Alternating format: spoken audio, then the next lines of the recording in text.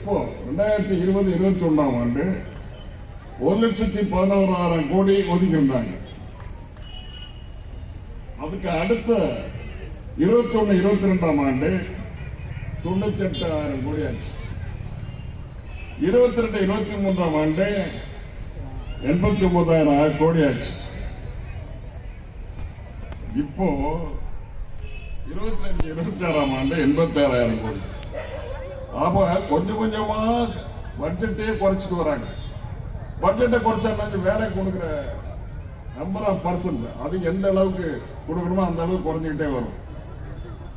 ஆட்களுக்கு கொடுக்கின்ற அந்த 100 நாள் வேலை திட்டம் குறைந்து கொண்டே வந்து கொண்டே இருக்கிறது. தொடர்ந்து அது எப்படியாவது முடக்கி போட வேண்டும் என்று அவர்கள் முயற்சி செய்து கொண்டிருக்கிறார்கள். அது மட்டும் இல்லை, இப்போ நம்முடைய தமிழ்நாட்டுக்கு கொடுக்க வேண்டிய நிதி 10,34 கோடி ரூபாய் கொடுக்கணும். பாக்கி இருக்குது. எத்தனை மாசமா? 5 மாசமா பாக்கி இருக்குது. கிராமத்தில் போய் பார்த்தீங்கன்னா இந்த 100 நாள் வேலை திட்டம் அப்படியே முடக்கப்பட்டிருக்கிறது. அது நம்முடைய சகோதரர்கள் அல்லவா, நம்முடைய நாட்டு மக்கள் அல்லவா, ஏழை எளியவர்கள் உழைத்துக் கொடுக்கிற திட்டத்தில் கை வைத்து இன்றைக்கு 10,34 கோடி ரூபாய் பாக்கி இருக்குது. இது 4,034 கோடி ரூபாய் பாக்கி இருக்குது. இந்த 4,034 கோடி எப்ப கொடுக்க போறாங்க? இதுதான் நாங்க போன 25ஆம் தேதி கேள்வி கேட்டோம்.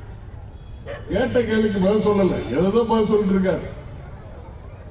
4,034 கோடி எங்களுக்கு எப்ப கொடுக்க போறீங்கன்னு கேட்டதுக்கு பதிலே சொல்லாம ஏதோ பதில் சொல்லிட்டு இருக்காரு. குறிப்பா அவங்க கொடுத்த ஸ்டேட்மெண்ட் இது. அவங்க நாங்க கேட்ட கேள்விக்கு பதில் கொடுக்குறாங்க. என்ன பதில் கொடுக்குறாங்கன்னா 23-24 12,603 கோடி கொடுத்தாங்க போன வருஷம். 24-25 7,391 கோடி.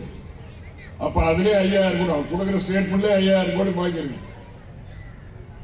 ஆக 4,034 நம்முடைய கணக்கு பிரகாரம், அவங்க கணக்கு பிரகாரம் 5,000 கோடி. இந்த பணம் எப்ப கொடுக்க போறாங்க? ஒன்னும் பதில் கிடையாது. எப்ப கொடுக்க போறாங்கன்னு பதிலே கிடையாது.